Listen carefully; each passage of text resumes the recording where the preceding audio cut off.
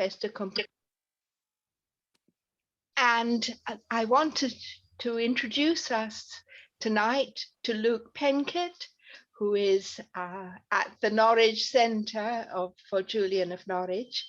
And we have been sharing our excitement about the Norwich Castle manuscript, of which he is absolutely the most competent person to be working with it.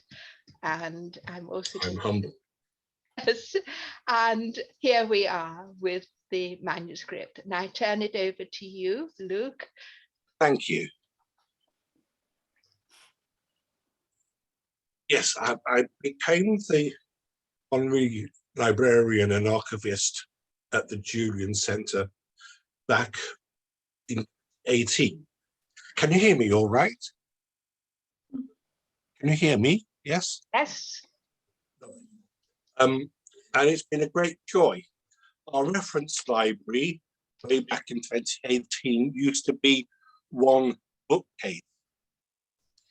Now it fills an entire wall, including all of Julia's books. So thank you for those. Julia, thank you too for preparing the slides for this presentation. Julia is so much more IT minded than I am.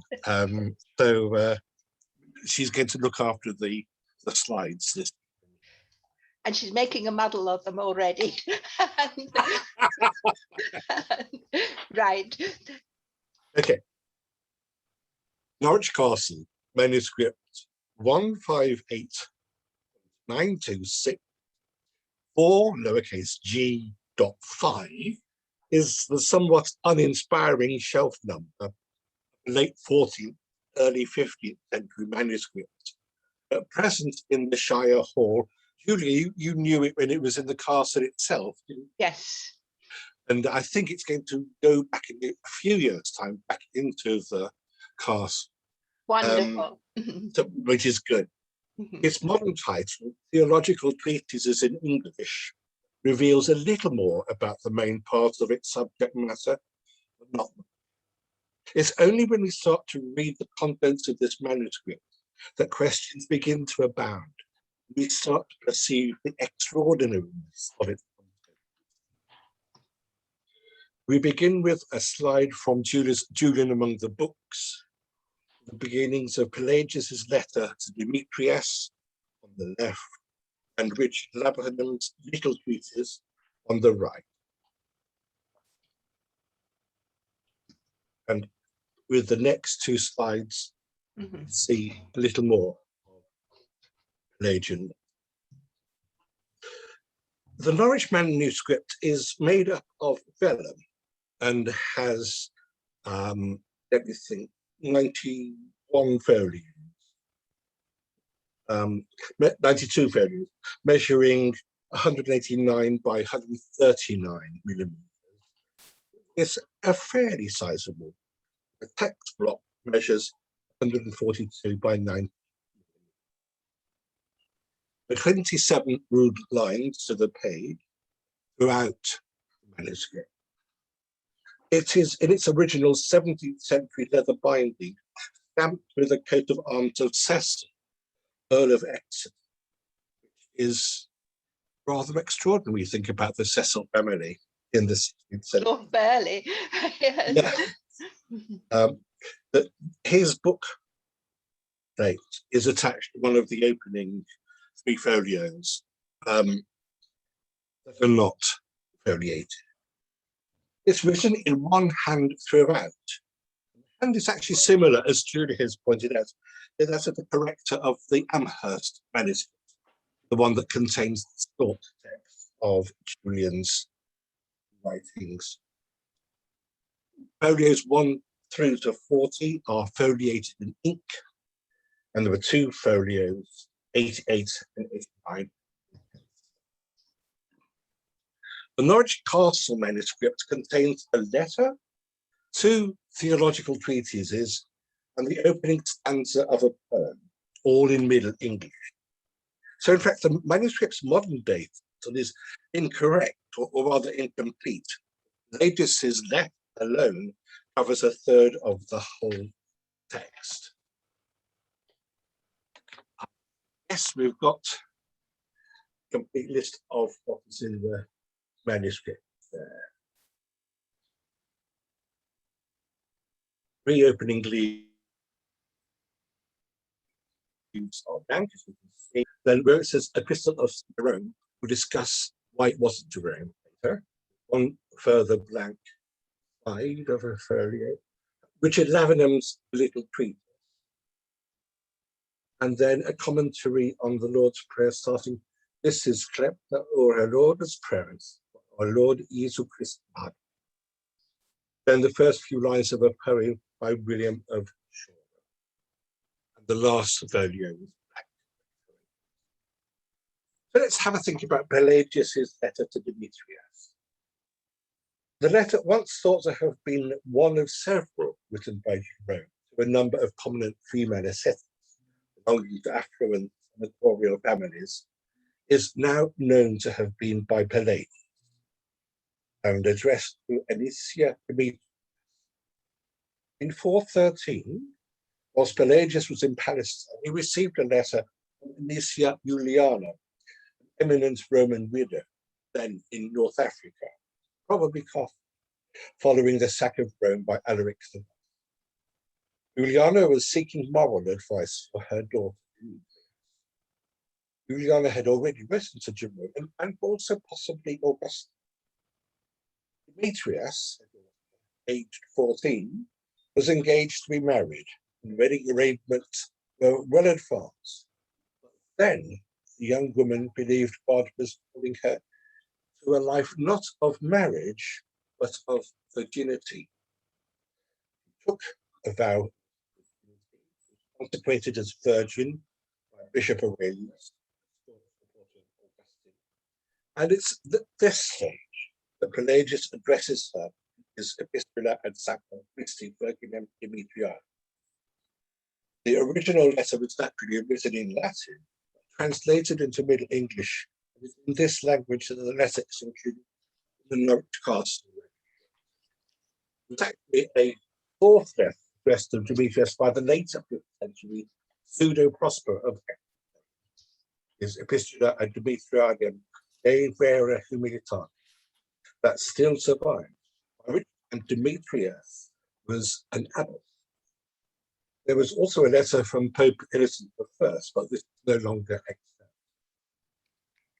Juliana, Demetrius' mother, had sought the best advice that could find, and Pelagius' letter has been described as one of the jewels of Christian literature. It will show the most complete and coherent account of Pelagius' views on natural insanity, on how they relate to man's capacity to make a free choice between good and evil.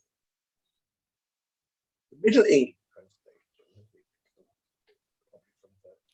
translation, possibly early 50s, survives in 6 Norwich Castle, probably one of the earliest, written in the first half. Edward Jones has written that the Epistle to Demetrius is one of the earlier and better of the extant. British Library, and I think now, yes, we've got a list of manuscript there that is. The Royal Manuscript of the British Library is the only surviving manuscript of the Epistle, which seems to have been intended, Pelagius' original letter was, for a female. The principal work in the manuscript is an identity treatment of the vices and virtues, translated from the French from Leroy by the late 30th Dominican friar Leroy. In addition to this epistle, the Royal Manuscript includes brief commentaries on commandments and vices, treatises offering remedies against temptations, and a form of confession. This latter is intended for the use of a woman. The treatise on temptation is addressed to her sister. St. John's Manuscript 94 is one of 2 meant to have been in a practicing male. John Lacey, Dominican friar living as an anchorite, the priory of his order in Newcastle. Found alongside as guides to confession, commentaries on the commandments and deadly sins, and for the more basic of all technical and perfection. This epistle seems to have served as an informal form of living, a vocation that probably had no canonically sanctioned rule. They were still very much finding their way. The additional manuscript in the BL 100 is the other mid-15th copy in which it's recorded that it was made for the man, John Perry, canon of the Indian private Perry Aldgate. It's accompanied by material of a slightly more advanced nature than the Norwich manuscript. It includes the Mirror of St. Edmund, a complete copy of as well as more rudimentary catechetical material on the 7 benedictions, 5 senses, 7 works of mercy, and so on, concluding with a short treatise setting out the minimum requirements of knowledge. The remaining 2 copies are included in a very closely related pairs of manuscripts, both of which are almost certainly London manuscripts of the late 15th. Though these are virtually identical, only more developed than those of the other. They include texts of the craft of dying, the treatise of battle, Milton's 8 chapters, mixed life, and a compilation based on chapters from the first book of the Scale of Perfection. Short treatises on tribulations and on prayer, a translation of the Pseudo Bernard's Peace. The Royal manuscript alone has a prayer in time of tribulation, 3 prayers taught by the Virgin. This, together with Bodleian Rawlins manuscript, preserve only the later part of the epistle, lifting all the opening descriptions of the obligation to observe the commandments, the discerning of vice. Beginning instead with material found in the 21st chapter of the Latin Testament, advising against excess in fasting practices. A very hands-on, very sensible, in keeping the emphases of their other contents. Therefore, these manuscripts enter text not with the necessary preparations for the life of, but with the spiritual issues, tribulations. The Middle English translation is from the Latin, mainly in the careful excision of any material tainted with Pelagius's heresy. Thus, the first 8 chapters of the epistle, in which Pelagius offers this preliminary exposition of the doctrine of the unity of the human will, rather than primacy of the divine will, are cut from the Middle English text, which begins with 9. Links of the 11th, 14th, and 21st.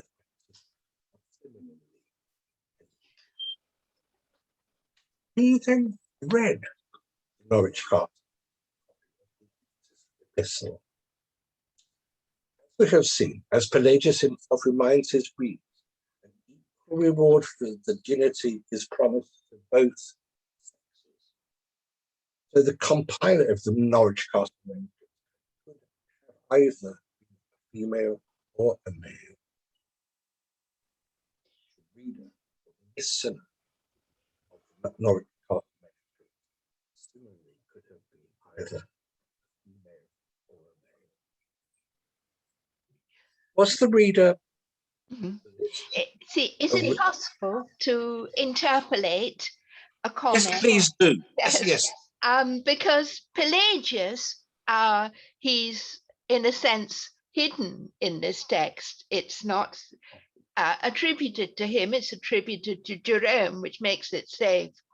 But Pelagius was considered a heretic because Augustine and Pelagius had this row about original sin. Pelagius was British and he was much more in tune with the Gospels than I think was Augustine.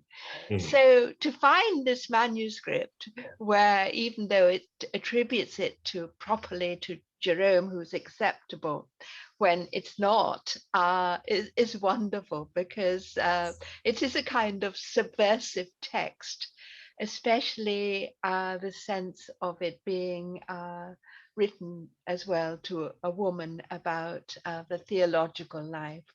Forgive me for the interpolation. And No. Thank you, Julie. Thank you, Julie. Was the reader a religious or a lay person? The royal manuscript in the BL and Bodleian Order's manuscript both include a very brief text. Thou that art of sin vain lesser, thou must have, which includes the words a good contemplation when the foot at rest, or higo tum. The start of an insertion, offering advice on prayer before receiving, outlining the state of mind for the communicant, in addition to meditations used before and after receiving. It seems that each of these manuscripts was prepared for a priest rather than a layperson. But we must bear in mind that this was not necessarily the case with all six manuscripts. Indeed, as we've just heard, British Library Royal manuscript addressed to a dearest. And in fact, a later reworking of the Pelagian epistle cited Moore in Jesus College, Oxford, 39. The Laudian manuscript in the Bob is addressed to her sister, married to her spouse. Surviving in these two manuscripts, mid-15th century compilation offers an extensive course in the way of perfection, beginning with the recognition and exclamation of life, moving through penance and its thesis, to the acquisition of virtues and the contemplative experience. There's one clue in the Pelagian for its medieval readership, and these are very important. During these hours devoted to God, pray in the more private part of the house, with the door of your bedroom shut. Matthew 6:6. Even when you are in the city, subject yourself to this discipline of solitude. Remove yourself for a while from the company of men and join yourself more closely to God. Then, when you return to the site of your own company, show them the fruits of your reading and prayer. In that place of solitude, you ought, above all else, feeding your soul on divine utterance and filling it with as much of the richer nutriment as may be able to satisfy it for the whole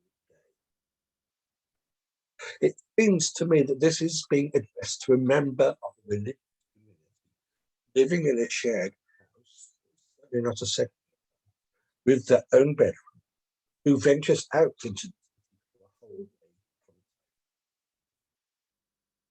Possibly that's areas whether the reader was solitary. We simply don't know how far abroad solitary returns to their own religious family, who are able to see the fruits of reading and prayer. Still, the religious reader at this point, what does Pelagius write in his address? Drawing extensively on the Bible, Pelagius describes each sin and how to overcome them in turn. As such, is the perfect introduction to the other two main texts in the Norwich manuscript. In addition, Pelagius writes at length about other things: righteousness, children of God without blemish, and moral perfection.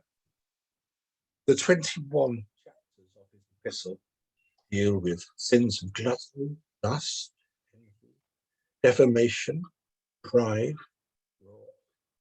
covetousness, prayer, lethargy, and boasting. Part of my reason for describing this epistle, the perfect thing, is its beautiful prose style, totally unassuming, accessible and engaging throughout. How unlike the letters of Augustine and Rome too.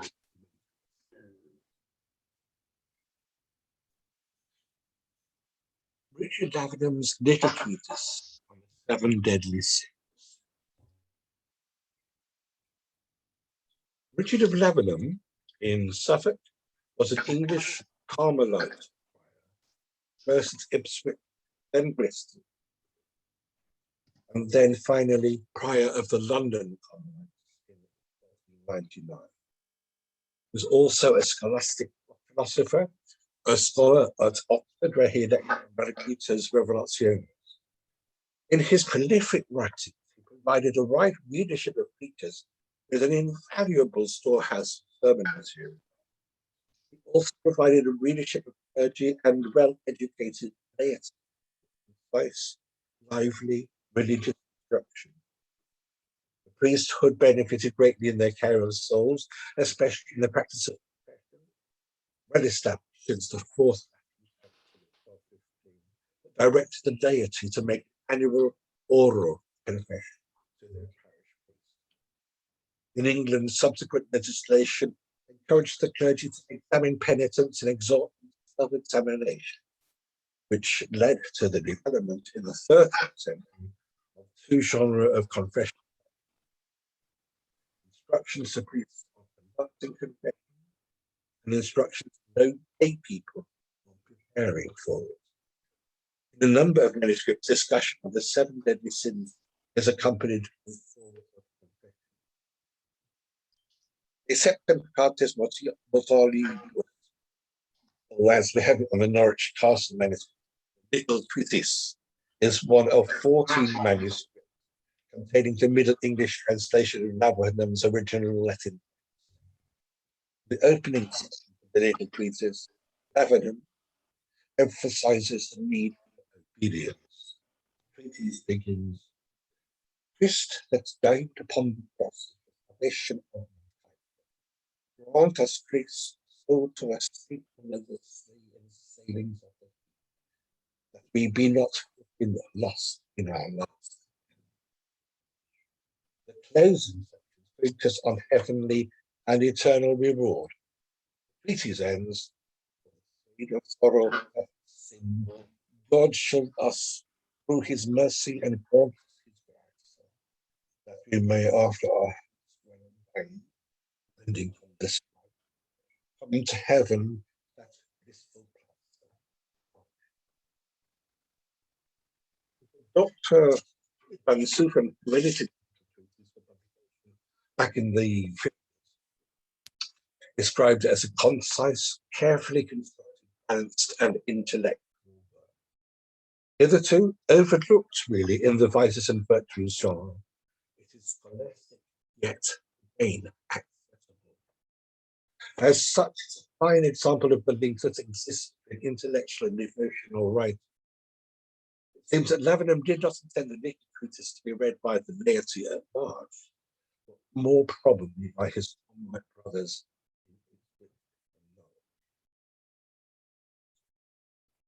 Before proceeding any further, something ought to be said here about the 7 deadly sins.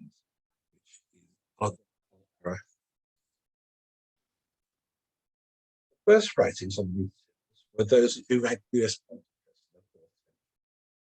who warned cannibals and who lived in common, men in one monastery, women in their own monastery, and warned hermits, solitaries, who, as the name suggests, lived by themselves. Warning cannibals and hermits, it's 8 sins.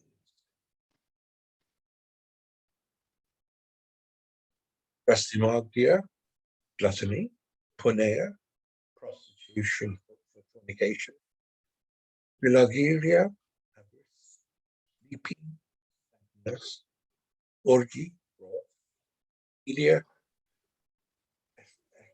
rendered in the Philippilia as dejection, henodoxia, boasting, pride, sometimes rendered as self-overestimation, arrogance, grandiosity.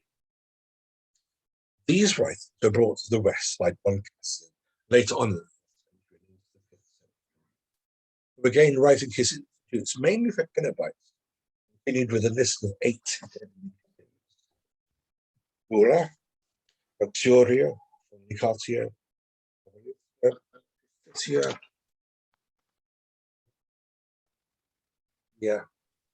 Vanagloria, Superbia. In the 6th century, Gregory the Great removed the deadly sin of pride from the list, since it is perceived to be the root of all evil. In the 7th and 8th centuries, libri penitentialis began to abound, and later in the 13th century, more elaborate sermons were produced. The most commissioned by Gregory IX, written in the 1220s and 30s by the Dominican Raymond of Peñafort, a collection of canonical laws which remained a major part of the church until 1917. In 14th and 15th century England, Middle English prose and verse manuals were employed for vernacular sermons, pastoral use, meditation, by friar, clergy, and to a lesser extent, concept of the 7 deadly sins had a great deal of prose and verse literature, both in Latin and vernacular languages, sometimes translated from Latin, which is the Sommiroir in 1270, is the text. The Miroir du Mort, the Chrysamundi, the Earth, Robert Manning's Handling Sin, in this text that the term deadly appeared, replacing the earlier divisions into capital, moral, mortal. Speculum Vital, book of vices and virtues, a mirror to lewd men and women, book for a simple and devout woman. Composition of the vices and virtues genre was one in which the mendicant friars were, as you probably all know, especially creating many texts to a field that had become so large by 1400 that the English adapter of Henry Suso's Horologium Sapientiae spared their best so many books and treatises of vices and virtues and of diverse doctrines. This short shall rather have an end of any man that he may other study them or read them. Imagine him blowing up his hands in horror as another manuscript.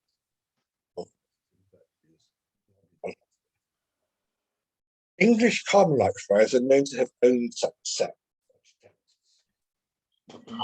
The incomplete 1381 library catalogue of Aylesford Priory, for example, includes a summer on the vices and virtues, possibly Paralduses, David.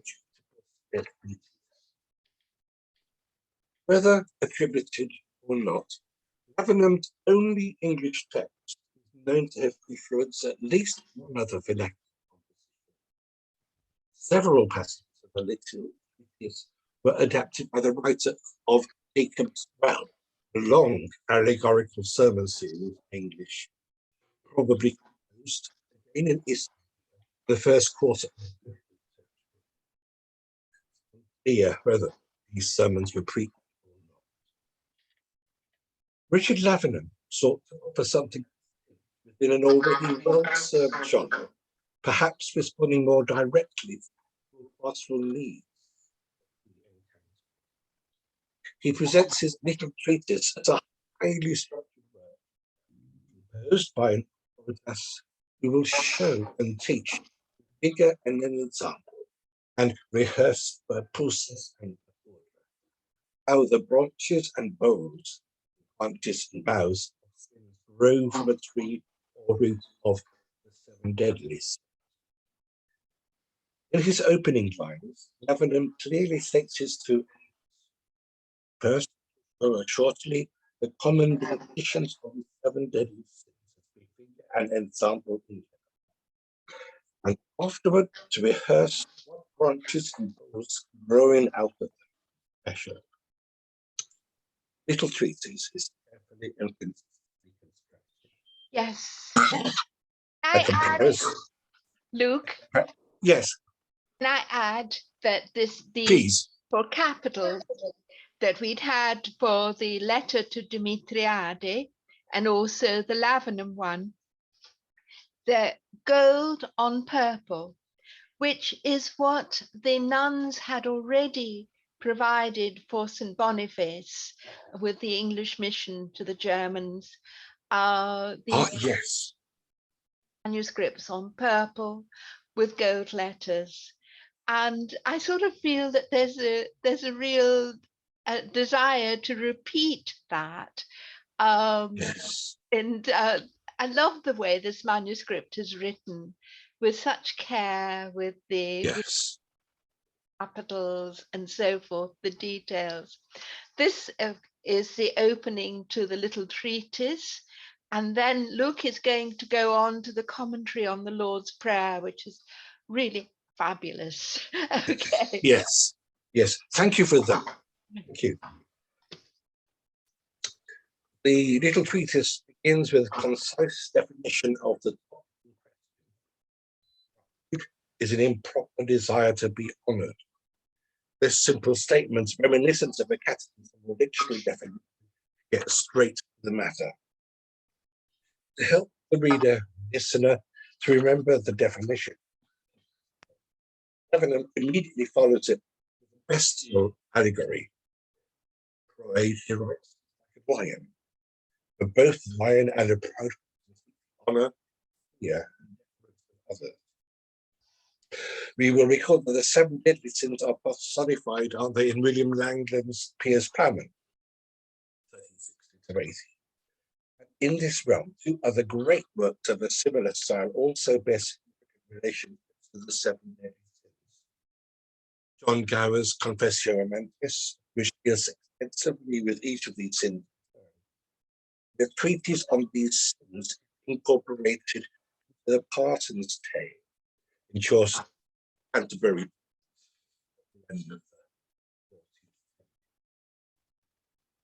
Lavenham then proceeds to give examples of the sin from the Bible, or in later examples, in church tradition. Law. He explains that pride arises from an improper self-regard, resulting from nature. These he enumerates, another rhetorical device for clearly setting out the facts of the matter, and making the text easily accurate in the mind and retained in the memory.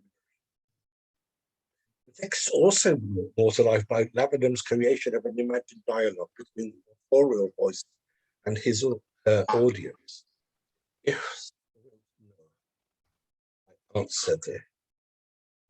The didactic nature of the relationship established between 2 people is reinforced by Lavenham's repetition of in a classroom. Pride is not else. As I said beforehand, pride is not else. In case anyone's requesting the teacher's credentials, Lavenham bases his pedagogy on the highest authorities available in the medieval church, namely the scriptures and the doctrine. He writes, St. Austin, written in Holy Writ. St. Gregory says, the overview of pride uses a list of its 8 branches.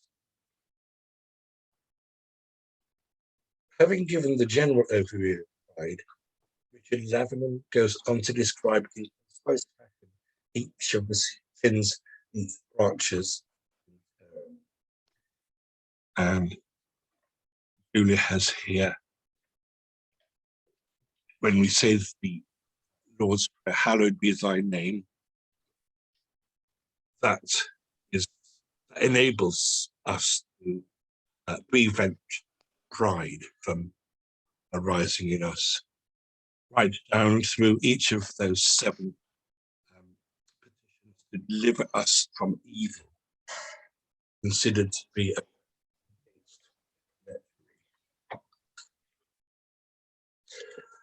there's the last slide in this section is again beautiful, deadly in the little. The commentary on the Lord's Prayer. Many manuscripts which have a section on vices of virtue, more specifically on the deadly, will also find us on the Lord's Prayer, Our Father.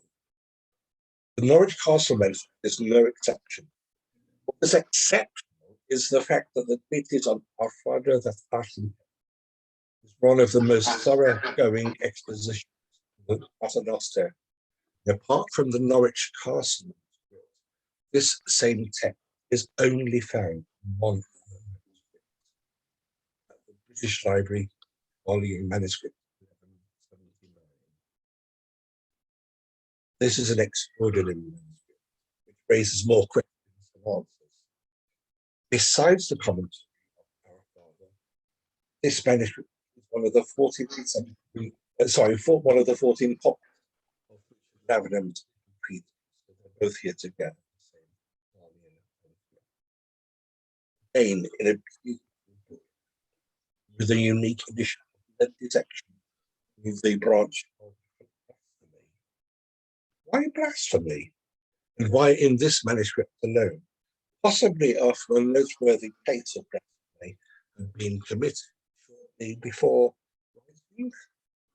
We don't know. Only 1179 also contains one of the most popular on the 10 commandments of virtuous patience, of temptation, charter of heaven, the horse or armor of heaven, and on the love of Jesus. What's extraordinary is the fact that Harley 1179, though it contains, does not contain the Lord's Prayer. What is it about the Lord's Prayer makes it different from the Norwich Castle Holly 1179 manuscript? Why replace the one with the other? We don't know at the moment. The Paternoster is described in the Norwich Castle manuscript as the best of all the prayers. This prayer containeth iron. The text in the Norwich Castle and Harley 1179 manuscript is considerably more ambitious than the expositions, including that ran in the Penkett. And for each sin described, fully in Lavenham's little piece, we can pray one of the 7 petitions of the Paternoster. The 7 deadly sins. Again, going through the 7 petitions. And there we see a list of the 7 deadly sins: pride, envy, sloth, wrath, gluttony, lechery. In 8 Middle English manuscripts that include the 7 deadly sins and the Paternoster, we might sometimes also find texts on the 7 petitions, against the 7 deadly sins, the 7 gifts of the Holy Spirit, 7 virtues of the gospel. Amazing. Norwich Castle and Harley 1179 manuscripts include all of these. The commentator on the Lord's Prayer describes how with each of the 7 petitions we can pray for receiving the Holy Ghost's faith, hope, charity, prudence, fortitude. This list, we can see in front of us, has a gap between the 3rd and 4th petitions. the way that the 7 petitions were perceived in the Middle Ages. 1, spiritual needs, the other physical. Incidentally, this is a division that we can use the petitions of the Lord's Prayer for principal virtues. 7 virtues: humility, benignity, grace to bemoan our sins, desire for righteousness, mercy, purity, peace. Each of these 7 principal virtues is accompanied by the 7 beatitudes. By praying each of these 7 petitions, pray for receiving the 7 beatitudes. Spiritual poverty, meekness, weeping, and then hunger and thirst, mercy, cleanness of heart, and peacefulness. Then putting all these sections together, we can see the relationship between each of the 7 petitions of the Lord's Prayer, the 7 deadly sins, gifts of the Holy Spirit, virtues, attitudes, and lessons.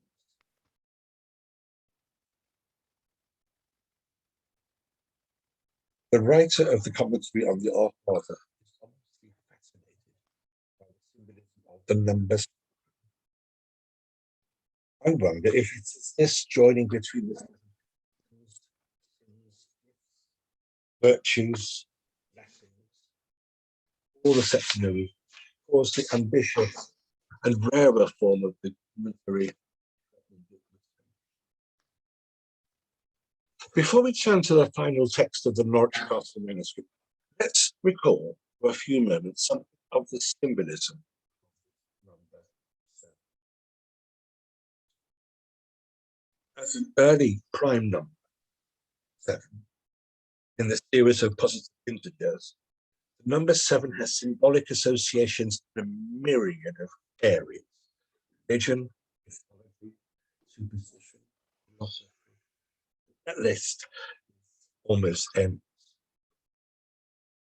In antiquity, we have 7 classical planets, 7 wonders of the world, metals and amazing, sea, ages, champions, 7 hills of Rome, 7 sisters, the book of Atlas, also paradise. In Genesis alone, 7 days of creation, 7-fold vengeance visited upon Abel, 7 pairs of every clean animal loaded onto the ark, 7 years of plenty, followed by 7 years of famine, and the 7th son of Jacob, Gad, whose name means pluck. What I also like is remembering that the Pelagian letter to Demeter is like the first part, has 21 chapters. Here we have 7 trumpets played by 7 priests for 7 days to bring down the walls of Jericho. 7, 7, 7. 21 chapters. The list goes on. In Jewish customs and traditions today, 7 divisions of the week, Jewish men who read morning services, 7 lessons at the wedding ceremony, 7 days of festive meals, 7 prayers to the patriarchs during the holidays. In the New Testament, 7 loaves, 7 demons, 7 last sayings of Jesus on the cross, 7 men of honest report, full of the Holy Ghost and wisdom. 7 spirits of God, 7 churches, 7 seals. It's a staggering number of 7 gifts of the Holy Spirit, 7 corporal acts of mercy, the 7 deadly sins, 7 virtues, 7 joys and 7 sorrows of the Virgin Mary, the 7 sleeping from the Christian myth, 7 sacraments. What's extraordinary, seems even more extraordinary, is that this is not just in Jewish and Christian tradition. Number symbolism of number 7 is in other Islam, in Hinduism. In Hinduism, we have 7 worlds in the universe and 7 seas of the world. Sages, promises, 7 circumambulations around a fire, that's Hindu weddings. In other religions, 7 steps taken by the Buddha at his birth, 7 chakras, 7th branch in Japanese mythology, 7 minor symbols of Yang, the Taoist.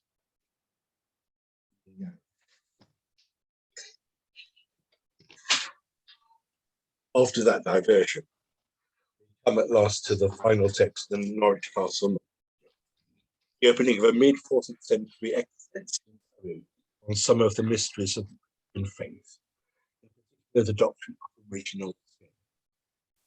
This first of no less than 150 line stanzas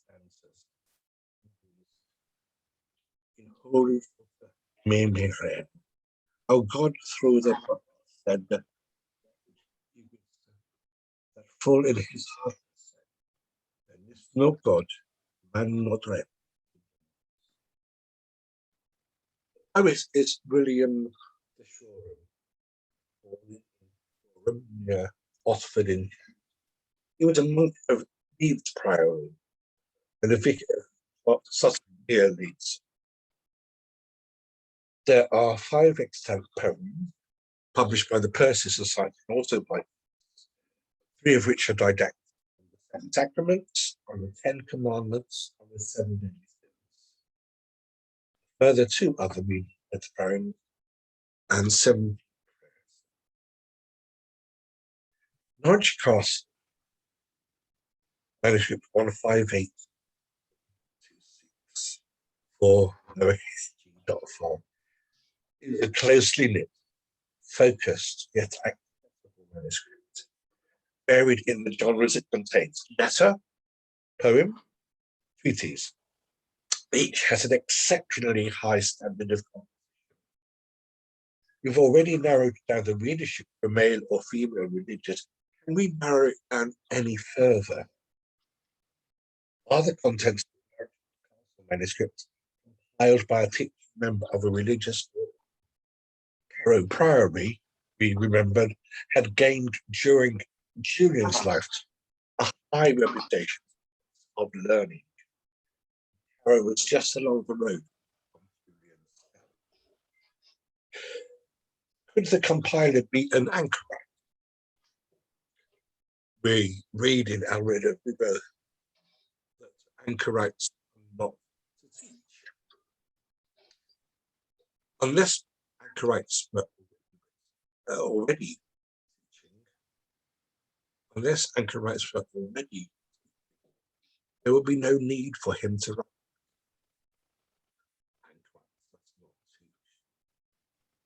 It's very lucid, it's very fluid. At the time of its compilation, Norwich boasted no less than 35 regencies, in sharp contrast to York's 10 and London's 12. Enough recluses, especially anchorites, whose number either could easily have worked on the Norwich Castle. Is there any argument to support the idea that Julian herself compiled the Norwich Castle? After all, there are tantalizing references to St. Cecilia in Julian's short text and in the Norwich Castle manuscript. Another anchoress of the same period, a little bit late, Emma Stapleton, enclosed at the last Norwich Carmelite Friary. Later on,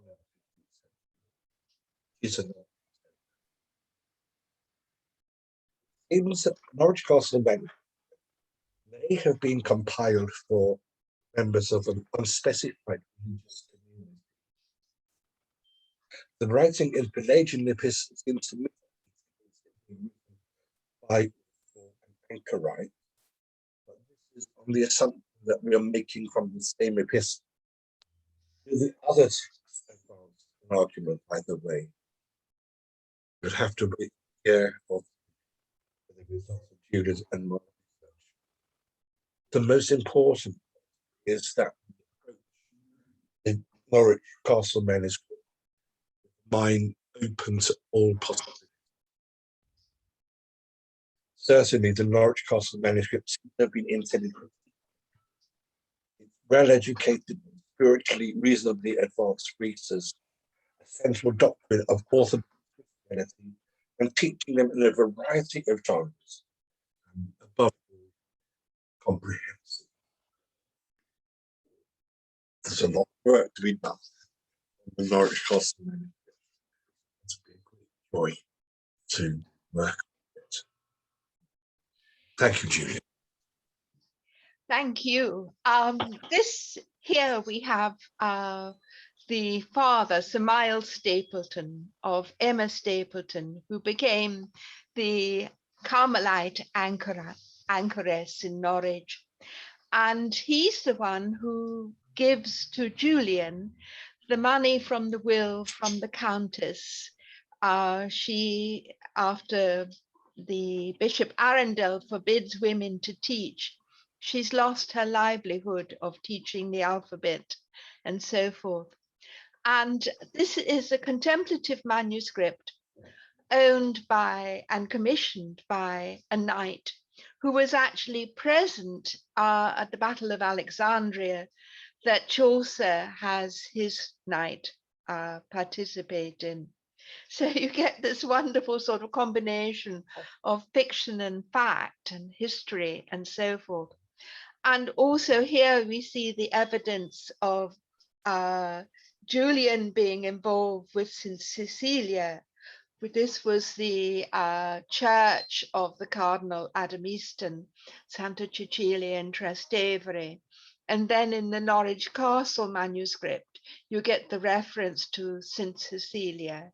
And also Chaucer's Second Nun's Tale is the story of St. Cecilia. So there are all of these links together, plus the Burley Cecil family were in Lincolnshire at a Burley house, which is close to Norwich. There were connections between the Carmelites in Lincoln and the Carmelites in Norwich. So I think there are all kinds of links between these manuscripts. I like to think that perhaps this manuscript is written by a woman, but we can't be sure. But I wanted to discuss how important it was, women and the book. This is Hildegard, and here we see her portrait, her self-portrait in her manuscript as she writes it. And here she's dictating it to her scribe Volma and so forth. Here we have Saint Umilta, who is illiterate, but always based on the book. And here she's teased by the other nuns, and she reads from the refectory when she can't read. And she gives the most wonderful reading, which isn't in the book. It's from her own head, her own the way Catherine of Siena, Marjorie Kemp, as illiterates were involved with the sacred text. And for women to be involved with the sacred text, to be shown writing the book or at least dictating it, is like the apostles dictating the gospels, is like God creating the world. It's a way for women to say we are equally in God's image. And here we see Christine de Pizan writing, and Christine de Pizan with the entire cosmos. Birgitta writing at the Reformation, they cut off her hand because she had the pen and the ink in it, and they felt that women should not be writing, but they did at least leave her the book. This is the illustration by Cristofano Degano, who was Catherine of Siena's disciple, and he draws Birgitta writing, and here is Christ dictating the text to her, as if she is also a gospeler. And then I love this one. This is a late engraving, the Editio Princeps of Birgitta, because it describes what Chaucer's second nun is like, and also St. Cecilia in the Norwich Castle manuscript. They are busy in this world of prayer and so forth. This is the book that got me into trouble when the Church of England was against the priesting of women, which I had published, Equally in God's Image, Women in the Middle Ages. And we had used the book in the hand of the Virgin of the Annunciation by Donatello, which is in Santa Croce. And then I love this one of Antonello da Messina, the moment in which, when we are in the place of Gabriel, we announce to Mary, who is here an Arab girl in Sicilia, that she will be the mother of the Word made flesh within her. And there she is reading Isaiah about the prophecy with her. We've now done these books, which Alex was suggesting I do, with the mise en abîme of God holding the book in God's image and so forth. And then Elizabeth Barrett Browning in Aurora Leigh, she also says, and blow all class walls level as Jericho's. She begins Aurora Leigh by saying from Ecclesiastes, of writing many books, there is no end. And these are the essays I have on the web. Julian, the Norcastle essay. One of the extraordinary lines in the Norcastle essay manuscript is to say that no one should be excommunicated from the church since Judas was communicated by Jesus. That is really Pelagian. It's extraordinary. And then I have an essay I did with the British Library on the Amherst manuscript, noting its Carmelite possible connections. And then the essay on women in the Lord's Prayer, which includes this extraordinary treatise. I couldn't transcribe much of it, but the way in which the Lord's Prayer is described with the 7 sevens, which I am so grateful to Luke for researching. And now we will be able to do this edition. It's going to take some time before we get the digitized version. But I do thank you, Luke, and I'm so excited about this project. Indeed, yes.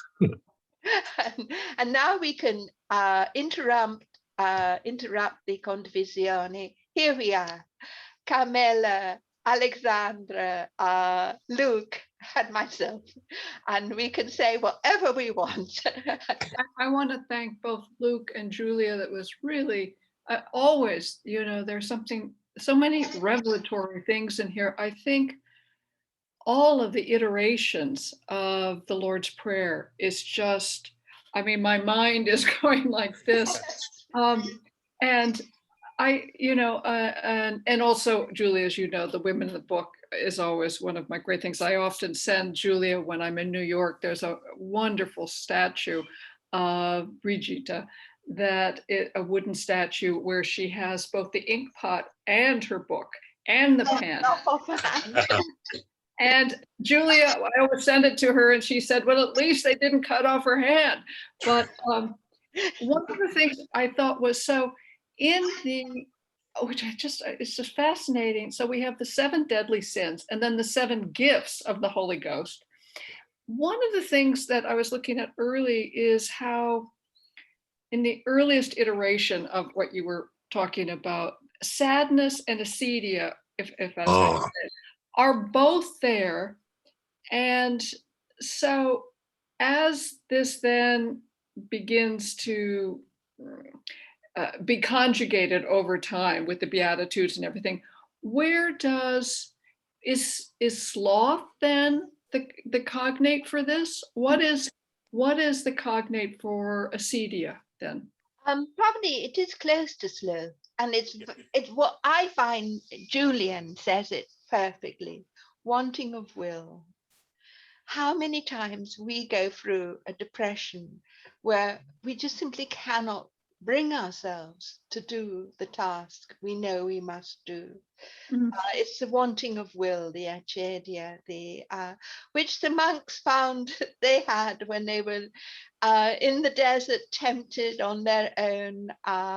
It was their besetting sin, and I think it's certainly the besetting sin of PhD students. Well, yes, writers. I think one of the things that I remember reading, that acedia was originally one of the great sins against God, Yes. because it's precisely not doing what one is supposed to be doing for or in the name of God.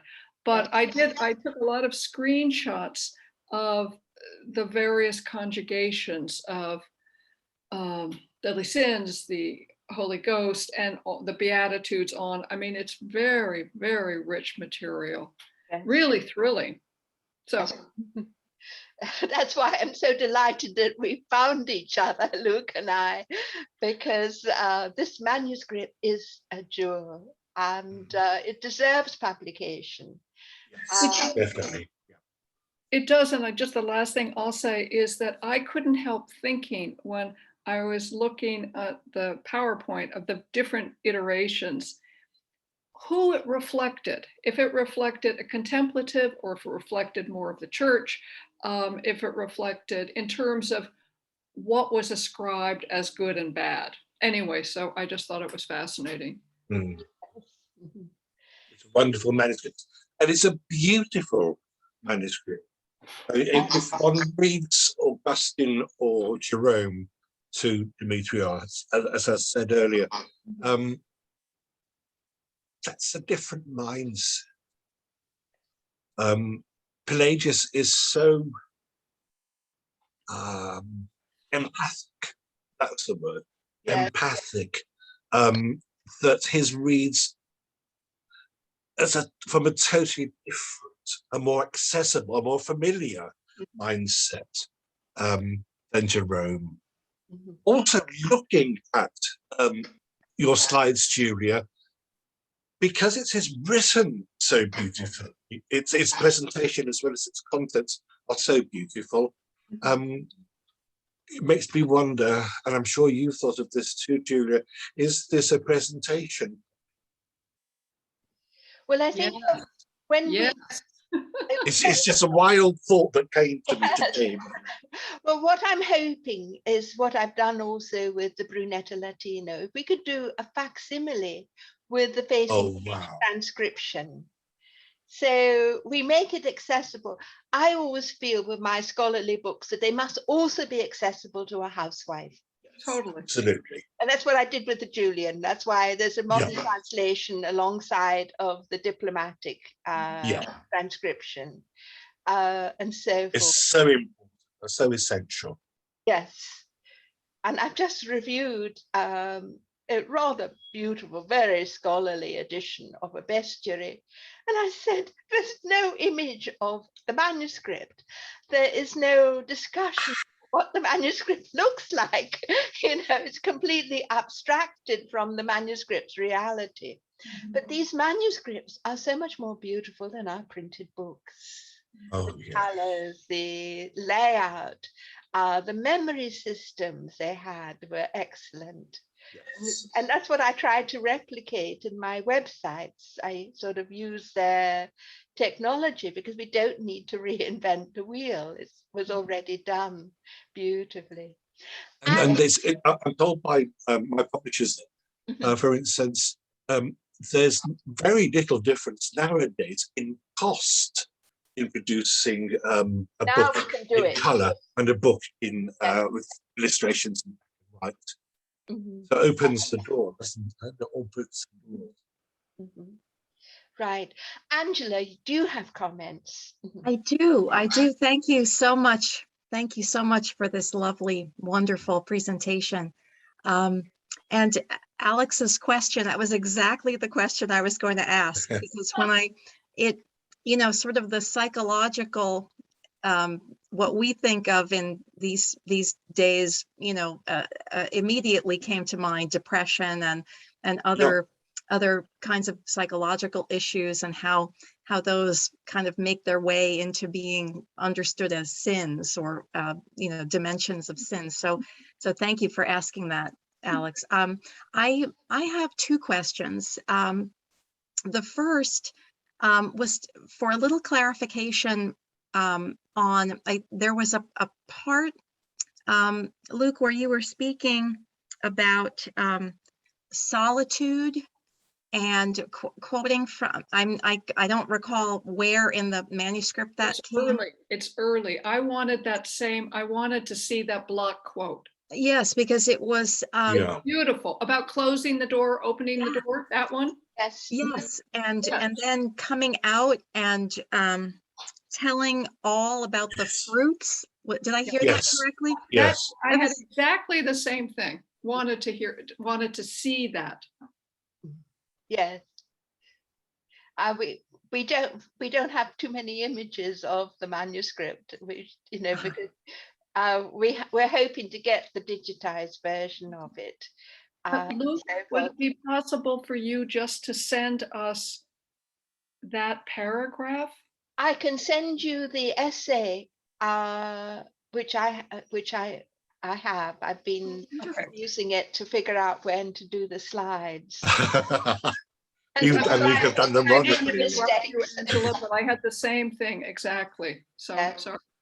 And what really struck me, and again, this is, I should not be surprised, but the continuity of that idea of, solitude being the place you go, and then you come back to the world and you have Yes. all of these fruits to give, and it comes from that. So it's Henry Nouwen, it's all of the people who contemporary spiritual authors. It's just, again, I shouldn't be surprised that we have continuity over thousands of years, but it's so wonderful that core is still with us. Yes. So that And is desperately needed at this moment. I mean, the last 18 months have been voluntary or being anchorists. If the next presentation, Julia, you might, or maybe you and Luke might do something on the contemplative life, just period, contemplative life. Right. I was going to have Anne Barbetti talk on the Palaiolo embroideries of John the Baptist. Okay, but we can get back to the contemplative life. Exactly, Angela, what you were saying about the need to be in one's room and then to come out. This is Jesus in the gospel, who goes off into the mountains to pray and then comes down to the lake and heals people. That we need the mixed life, both. And I got quite upset when I was part of a contemplative community, because I could see that the young monks and nuns were actually sort of becoming rather insane because they were only praying. You cannot only have to do the balance of work, study, prayer to get it right, mind, body, soul. It cannot just be concentrated on the soul, because if you do that, you lose it. But very true, very true. Yes, but also the 7 deadly sins. The sense was you went to confession to heal yourself of your psyche, your soul. So, and you had to do that before you went to the physician if you were ill. You had to. Right. This is Henry of Lancaster's Saint Médecin, which he wrote in Norman French, the father of the Duchess Blanche of Chaucer's poem, that confession, confronting your own failings, was a way of healing yourself. And the confessor was simply the agent to help you do that. He was like the psychiatrist. And also Julian was functioning like a psychiatrist. This was the role of the desert fathers and mothers. People would go to them if they were in a state of angoscia, to seek counsel and so forth.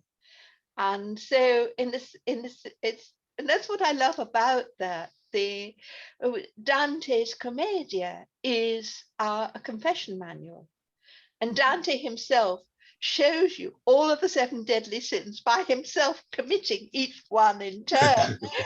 And then he has to undo those sins in purgatory. And so you participate with him, which is also what Ian McGilchrist says happens neuroscientifically. With the author present in the poem, you identify with that figure and you undergo the same pilgrimage, the same cleansing, and so forth. And because these texts are about, well, I think they do it a lot better than the modern ones do, because they are soul healing.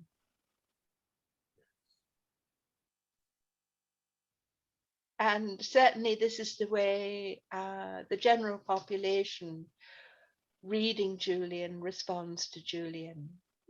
And it's quite extraordinary because there are words in the Norwich Castle manuscript, his biddings and forbiddings. That's directly out of Julian's English. And both texts are in the Norwich dialect.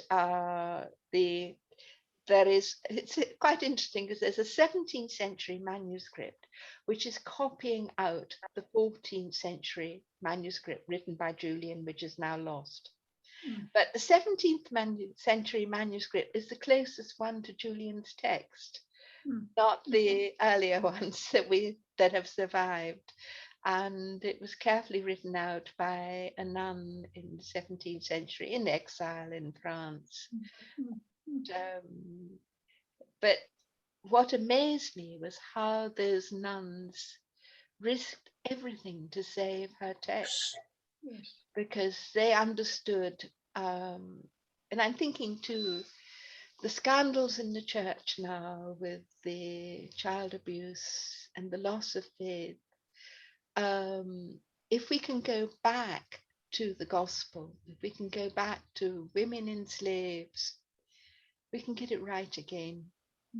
And Pelagius, I think, is a little bit more right than Augustine on original sin. I think we need to scrap the idea of original sin, because that is something perpetrators use against their victims. Utterly. But I'm saying heresy. Well, bring it on. Yes. At 84, there's not much they can do to me, the way Julia felt at the end of her life. You know, Julia, I want to add, I know we keep adding things for possible presentations. So, you know, if there's, so you've already have next month's scheduled, and then the one after that, hopefully a contemplative life. But I might be interesting because of reading or have a presentation about these nuns in exile who kept, I was just reading the other day about something about Mary Ward, who, you know, just sort of wonderful, yes. Wonderful. I mean, a sad active life, right? An active life, but that's exactly what you just said, where the church is saying no, and everything she's doing is so important. Right. Yes, that will be lovely, because the English mission, what I was amazed about with the Brigittine nuns, they're very contemplative, completely cloistered. What do? They dress up in, in borghese, and they come to England and they get imprisoned, they die, they risk everything to get the sacred text printed. And it's the story of the courage is wonderful.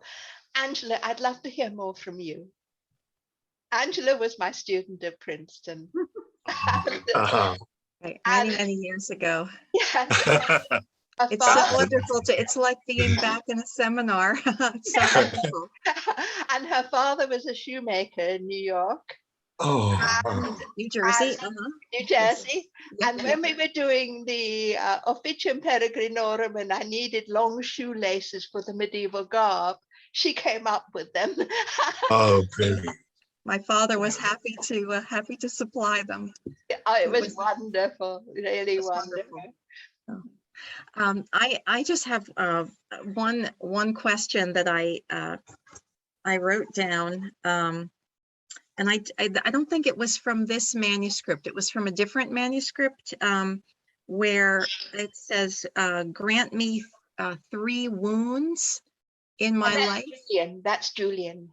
Contrition, compassion, Yes. and what is the third? It was willful. I didn't know what the word was. LANGGYNGE to God. Anger. LANGGYNGE.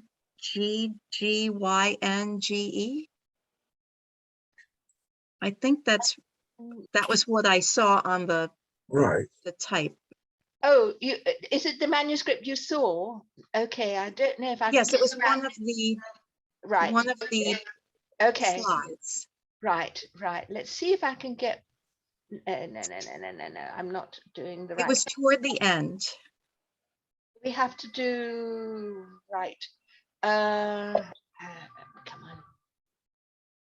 Let's see. I was just curious what she was praying for. Mm-hmm.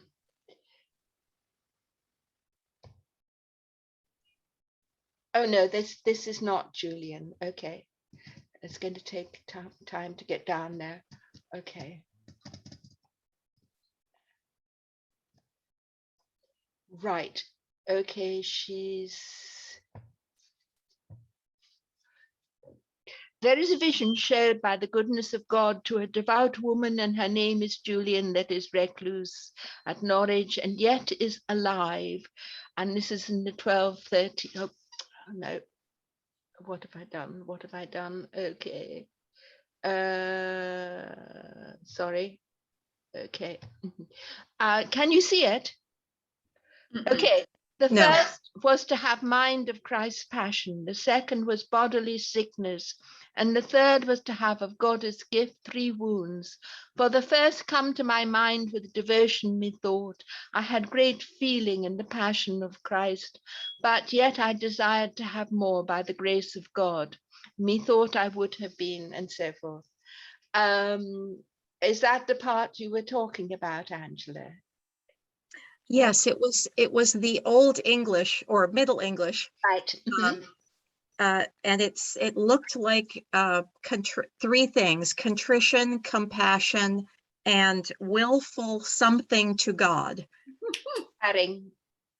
It's willful desiring to God. Desiring. Okay. Yes. And of course the text is called The Showing of Love. And it's fascinating how Julian centers on love, and so also does Dante.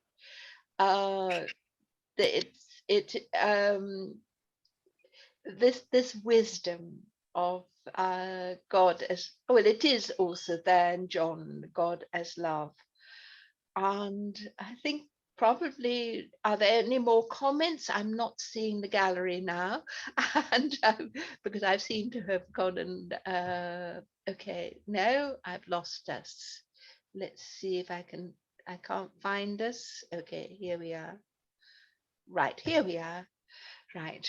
I'm sorry, I'm not too I happy. think Angela and I would love a copy of the essay, because the same quote we wanted that was really Good. will be part of our own contemplative. Right. Yes. Yes, absolutely. Thank you so much. This was so Thank beautiful. you, Luke. Thank you. Oh, Really. thank you all. Thank you Thank very you. much. Thank you. Thank you. So we'll say good night and bless all. Buonanotte. Yes. Thank you. Yes. Yes. Yes. God bless everyone. God God bless. bless. Bye bye. Bye bye. Night. Au revoir.